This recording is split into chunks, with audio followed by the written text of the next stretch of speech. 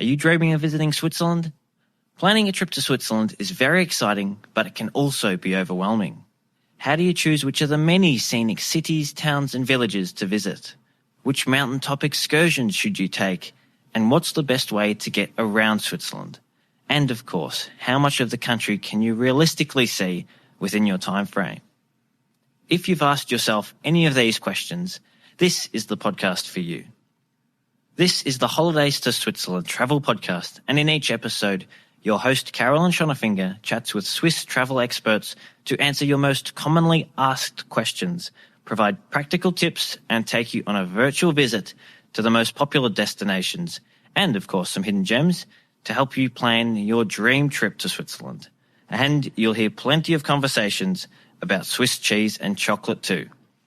Are you ready to plan your trip to Switzerland? Well, let's get started. Grüezi and welcome to episode 68. Aside from airfares, accommodation is likely to take up the largest chunk of your vacation budget. So choosing where to stay can be an important part of your trip planning. I must admit I spend hours and hours researching where I'm going to stay when I visit Switzerland. I'm quite particular when it comes to accommodation, and even though Switzerland can be an expensive destination to visit, I still don't like to compromise when it comes to the amenities, location and the standard of where I'm staying. Fortunately, there are plenty of different styles of accommodation in Switzerland to choose from. As well as the go-to options of hotels and vacation rentals, there are also hostels, B&Bs, camping options and some quite unique accommodation experiences too. I'll cover all of these options and some important things to consider when you're choosing where to stay in this episode. But before I give you all those details, I'd like to thank the folks from Switzerland Tourism for sponsoring the podcast. Their website, myswitzerland.com, has plenty of information about accommodation in Switzerland from cities to the great outdoors. If you need a natural trophy, you need Switzerland. When it comes to choosing where to stay in Switzerland, there are so many options. Most people probably tend to think immediately of hotels or self-catering apartments, but the beauty of staying in Switzerland is that you just have so many choices. And we're going to cover all the most popular types of accommodation and perhaps some that you haven't heard of before in this episode. Now, before we get started, there's a few things that you should consider when you're deciding where you're going to stay in Switzerland. First up, and probably most importantly, is the location. Now, depending on how you're going to travel around Switzerland, there's a few things here to consider as well. If you're travelling by public transport, how close is it to the nearest train station, or is there a bus stop nearby? If you're travelling around by car, does it have parking facilities? So these are a couple of things that can be quite important when you're deciding on the hotel or the apartment or the hostel to stay in. Another thing to think about is whether or not it has air conditioning. If you're travelling particularly in July and August, temperatures, especially in the lowlands, can be very, very hot. So air conditioning isn't common in Switzerland, and it's very welcome if you do have it during those hotter months. So keep an eye out for that as well. If you're travelling with a family, you might be keen to have some accommodation where you have a separate bedroom for the children. So that's another thing just to keep in mind as you're looking through all the options as well. And we'll cover those points in more detail as we discuss each of the different types of accommodation that you can choose from. So in this episode, we'll be covering hotels and apartments, but also hostels, camping, and some quite unique accommodation options.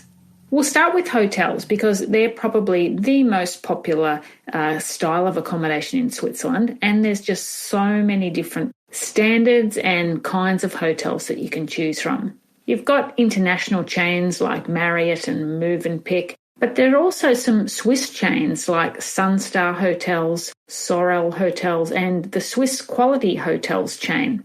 Hotels come in all types and there's all different sorts of themes as well. There's wellness hotels, historic hotels, luxury hotels, budget hotels, and even some castle hotels, which we'll find out a bit more about as we go along also.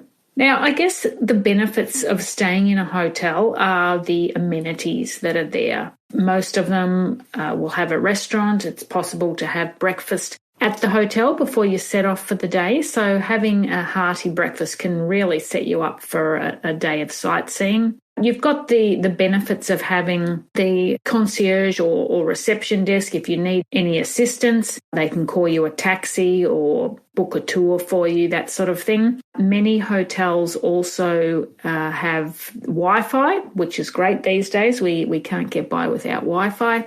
And there's also just the comfort, I guess, of knowing that there's someone on hand should you need assistance for anything. Some of the downsides of staying in a hotel are the lack of space and also the room capacity. If you're traveling with a family, this can be particularly important because many hotels can only accommodate or have rooms that only accommodate 3 or sometimes 4 people. So if you're a family of 4 or 5, sometimes that means that you'll need to book 2 rooms. So obviously the cost can increase quite quickly if that's the case. Lots of hotels in Switzerland offer rates including breakfast, so that can be a great way to save some of your spending money because you've prepaid for at least 1 meal a day. And some hotels also include a half board option. This is quite popular amongst Europeans, so if it's not something you've come across before, it's definitely worth thinking about paying for the half board rate, which includes not only your breakfast but also your evening meal as well. So it can actually work out to be quite good value. The more modern hotels tend to provide tea and coffee making facilities and sometimes a fridge in the rooms, but most older style hotels do not. Always check all the hotel room amenities before you book just to know exactly what's covered. Now, I mentioned earlier that air conditioning isn't common and neither elevators. Often you'll find that hotels are now housed in quite historic buildings, so there's just not the room and all the infrastructure wasn't put there in place when they were built, so there's no air conditioning and elevators. So if that is important to you, again, check in advance before you book so you won't be disappointed. There's many different kinds of hotels, like I've mentioned before, and there's some pretty special ones if you want to have a really special experience when you're in Switzerland. Infinity pools these days are quite the thing, and there's some amazing looking ones in Switzerland. There's plenty of 5-star hotels, as you'd imagine, with infinity pools, and some of these include the Riffelalp Resort, which has direct views from the pool to the Matterhorn. Hotel Villa Hornig above Lake Lucerne, stunning views from up there. And the Grand Hotel Kronenhof in Pontresina, the infinity pool is like built in this big glass sort of dome with views out to the mountains. It looks super luxurious. But there are also 4- and 3-star options. The Belvedere Strand Hotel in Spiez is a fabulous 4-star hotel. I was lucky enough to stay there for a couple of nights last year, and from the infinity pool you look straight out to Spiez Castle, which sits on the shores of the lake, so it's just magnificent. And there's also a 3-star Park Hotel Brencino Brissago, which is on Lake Maggiore. So you don't have to pay 5-star rates to stay in a hotel with an infinity pool. Then we've got historic hotels, and there's actually 61 properties that have been classified as historic hotels by Switzerland Tourism. And amongst these are the Belle Epoque-style Hotel Giesbach, which has Europe's oldest funicular, and it takes guests from Lake Brienz up to the hotel. And there's the Grimsel Hospice on the Grimsel Pass, which was Europe's first electrically heated hotel when it opened in 1932. And you can even stay in the Hotel Stern in Hür, which dates back to 1677. So that's pretty special. Castle hotels too are also quite popular, and I must say whenever I'm planning a trip to Europe and I ask my husband, what's one thing you'd like to do on this trip? His answer without a doubt is always, stay in a castle. Luckily, there are some castle hotels in Switzerland as well. One of these is the romantic hotel Castello Seeschloss, which is quite a mouthful. That's located in Ascona, right on the shores of Lake Maggiore. There's the Schloss Schadau in Thun, just near the lake as well. And also you've got the luxurious Chateau de Uche in Lausanne, which is a restored medieval castle. So as you can see, there's hotels really that suit everyone right across the country, from city stays to country stays to mountains, wherever you'll find a hotel. Another popular style of accommodation is a vacation rental, and often these days it's referred to as an Airbnb, but there are a number of companies or platforms, I guess, that have listings of vacation rentals. So as well as Airbnb, you've got HomeAway, VRBO, and the Swiss company Interhome. You'll also find lots of vacation rentals these days on platforms like Booking.com as well. Of course, the advantages of staying in a vacation rental is that typically they offer you more space than a traditional hotel, and that's great if you're travelling with a family or two couples, for example, or you just like to have that extra space where you can spread out a bit. And depending on the location and the size of the property that you're renting, it can often be more cost effective than staying in a hotel. Going back to the example I mentioned before in hotels, if families needed to rent 2 rooms, obviously then that cost can be quite a lot. So staying in, for instance, a 2-bedroom apartment can work out to be a lot more cost effective. Vacation rentals also have the added bonus, in most cases, of having a kitchen and living areas. So you've got more space, you've got the option to prepare your own meals, so you can save quite a bit of money that way. And often they'll have laundry facilities too, which is great if you're on the road, you're traveling for a week or so. It's nice to have that option to be able to do some washing. And vacation rentals also give you more privacy than hotels, as they're often standalone apartments or houses. Generally, even if you're staying in an apartment block, you don't have the coming and going all the time of hotel like you do in a hotel. They're often more authentic too, because you're staying in a residential area or a little village rather than actual tourist village. So you get more of that authentic Swiss culture and daily life experience. Of course, there are some drawbacks too. There's no on-site restaurant usually, no housekeeping service, so you've got to make your own bed and wash your own dishes, and there's no front desk or concierge service. So for some people that can be a bit of a negative, but maybe not. It's not for you. And vacation rentals can also sometimes be located in residential areas that are further away from the tourist attractions or the transport hubs. So as I mentioned earlier, just be sure to check that carefully before booking, so you know exactly where your apartment or your chalet or villa or whatever kind of vacation rental it is you're looking at, just so you know where the location is. Hostels are also another accommodation option in Switzerland. And hostels have typically, over the years, attracted the backpacking traveller, who's prepared to share a dormitory and a communal kitchen and bathroom facilities. But these days, hostels are attracting a much broader clientele. Many of them also offer single, twin and double rooms, and in some cases even family rooms. So staying in a hostel no longer means that you have to share a room with multiple strangers if you don't want to. There are more than 50 Swiss youth hostels that are located across the country. Now, as I said, some of them have, or most of them have common areas such as kitchens and lounges and games rooms, but the old days of everyone sleeping in dormitories is not the only option these days. There are your traditional youth hostels, but there's also quite a number of boutique hostels that are offering a more stylish sort of experience with the private rooms. And some have amenities like on-site bars, rooftop terraces, and have facilities like bike rentals and so on. And a couple of really interesting ones, the Bergdorf Castle Youth Hostel, and in Interlaken, right next to Interlaken Ost Station, there's a fabulous youth hostel, and it's got a great restaurant and coffee shop there as well.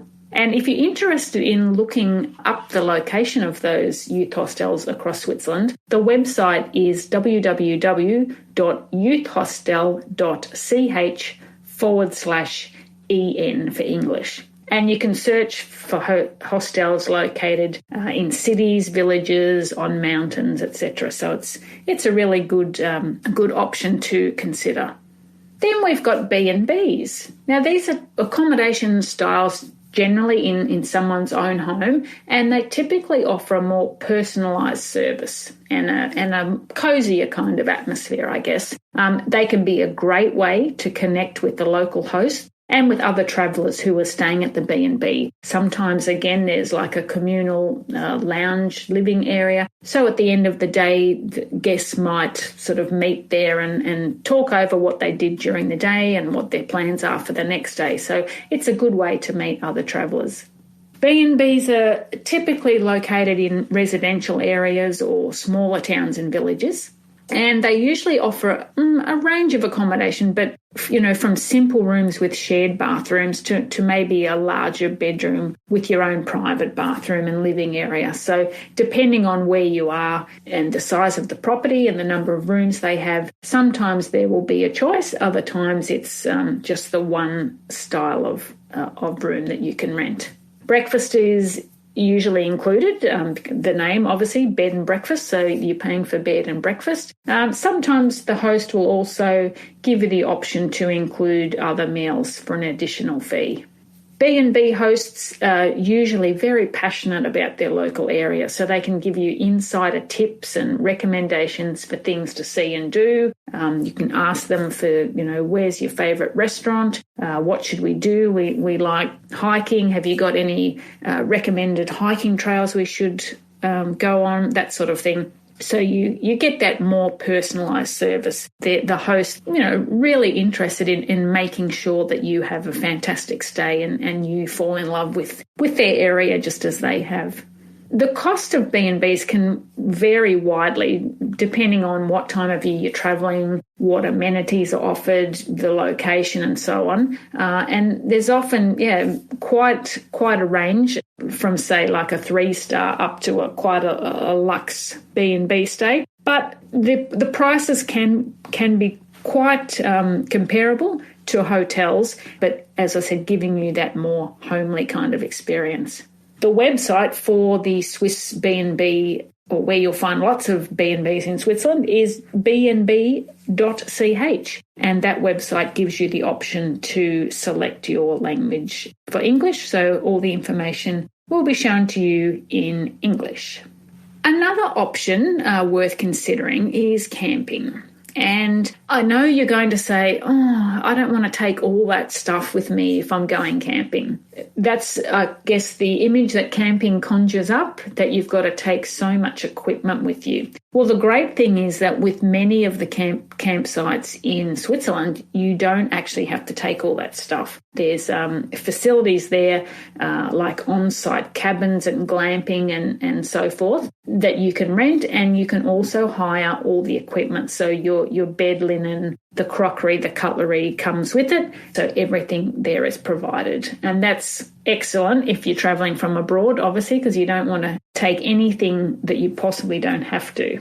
Some of the popular camping grounds in Switzerland there's quite a number of camping grounds, but one in particular is Camping Jungfrau in Lauterbrunnen. I've stayed there many times. We first visited there, probably 20 years ago with our children, and we stayed in a mobile home. Like I said, all the equipment was provided. We just have to show up and buy our food. Just a great way for the kids to have plenty of space to run around. We were close to nature because, you're camping and that's what it's like. But we also had the convenience of having our own facilities, so that the mobile home had its own shower and toilet. But you've got all the facilities of the camping ground as well. So there's like a games room, TV room, playground for the children, space to kick around a ball. So absolutely fantastic. There's also Camping Manor Farm in Interlaken is another popular site. Down on Lake Maggiore near Locarno, the Campo Felice Camping Village is a really popular spot. And on Lake Brienne's, there's Familiar Camping Aareg, which is another popular and well-equipped camping ground. So that's a great option as well. You can find many of those places listed on booking.com as well. And I'll include a link in the show notes to an article on Holidays to Switzerland about some of the camping and glamping options that are worth considering. Now, do keep in mind that some of the campsites are seasonal and they may only be open for bookings for you to stay between April and October, thereabouts. But that's not all. There's even more options for where to stay in Switzerland. You can sleep in a wine barrel. You can hire a yurt. There are glamping pods. You can sleep on straw. You can stay in a former prison in Lucerne, which is now a hotel. You can stay in a circus wagon near Stein am Rhein, or in the old toll booth on the main bridge in Bern. And you can even stay on a hotel on stilts over Lake Neuchâtel. So as you can see, there are plenty of options when it comes to where to stay in Switzerland. A few other things to keep in mind before you're booking your accommodation. Across Switzerland, nearly every locale or city council has its own city tax. And this is a small amount charged on a per night basis per adult. In some cases, there's a cost for children as well, but let's just assume it's for adults only. It usually depends on the star rating of the accommodation. And like I said, it's a per night per adult cost. It's usually added to the final hotel bill.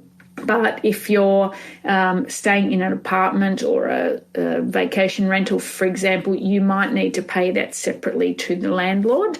In some cases, in return for paying the city tax, the local council or the local tourist office gives you a guest card, which gives you discounts or free travel on public transport, might be reduced entry fees to some of the local museums and that kind of thing. So the city tax is additional. Like I said, it may be added to your bill at the end of your stay, or you may need to have some money at hand separately to pay the landlord of an apartment for that. It's typical when you're checking into a hotel or accommodation in Switzerland that a copy will be taken of your passport. This is a legal requirement, so don't be surprised about that. They will just take a photocopy of your passport and keep it on file whilst you're staying at the hotel. You might also be asked to give your credit card and a block will be placed on the card, which is like a security deposit. And that usually is held on your card for until you check out. And then if there's been no damage or you haven't used anything from the minibar that you haven't disclosed, for example, then the block on your card will be released. Another thing that I'd like to remind you about is booking your accommodation ahead, particularly if you've got particular interests or needs, or there's a hotel or some style of accommodation that you really want to stay in. This year particularly, Switzerland is going to be very busy over the summer. I think I mentioned in an earlier episode that I've noticed that hotels and apartments are booking up very, very quickly. Even before the pandemic, a couple of times I considered staying at the Hotel Villa Hornig. That's that beautiful hotel with the infinity pool overlooking Lake Lucerne. That's a hotel that's on my bucket list. I really want to stay there one day. But even before the pandemic, it was booked out like 12 months in advance. So if there's somewhere in particular that you really, really want to stay, book as far ahead as you can. Now, in the show notes for this episode, I'll include links to a number of articles that I have on Holidays to Switzerland about some of these different accommodation options. There's articles on castle hotels, hotels with infinity pools, the glamping and camping, and some of those unique places to stay that I mentioned. You'll find the show notes for this episode at holidaystoswitzerland.com/episode 68. I hope this has given you a great overview of the different styles of accommodation in Switzerland. Whichever style of accommodation you choose, I hope you have a fantastic time when you visit Switzerland. Until next episode, take care and tschüss. If you'd like more great resources to help you plan your dream trip to Switzerland, there are lots of ways to connect with us. Visit our website holidaystoswitzerland.com, sign up for our monthly newsletter, or join our friendly, helpful community of past and future travellers in our Switzerland travel planning group. You'll also find the links to connect with us in the show notes for this episode. Show notes and a list of all previous episodes are available at holidaystoswitzerland.com/podcast. Don't miss out on your fortnightly dose of Swiss travel inspo. Hit the subscribe button on your favourite podcast app so you never miss an episode. And if you enjoyed the show, please leave a rating. That's all for this edition of the Holidays to Switzerland Travel Podcast. Thanks for joining us and happy travel planning.